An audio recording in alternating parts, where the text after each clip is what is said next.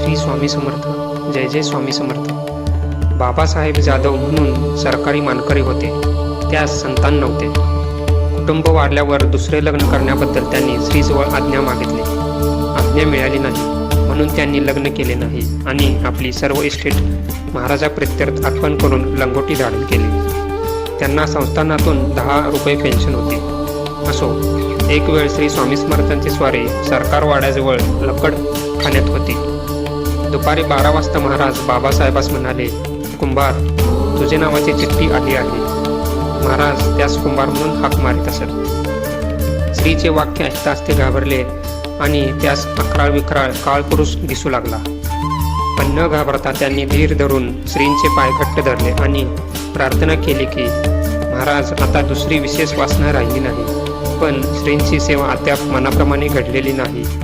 त्याकरता समर्थांनी कृपा करून तूर्त निरोप देऊ नये. हे ऐकून श्रीस त्यांची दया आली आणि चिठ्ठी माघारी फिरवली. म्हणजे समोर एक मोठा जंगी बैल उभा होता.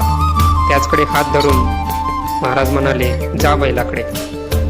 असे महाराजांनी म्हणताच बैल धाडकर जमिनीवर पडून गतप्राण झाला व बाबासाहेब यांचा जीव वाचला.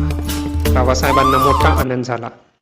अशा प्रकारे श्री स्वामी समर्थ महाराज आपल्या भक्तांची नेहमीच काळजी घेत असतात. धन्यवाद. श्री स्वामी समर्थ. जय जय स्वामी समर्थ.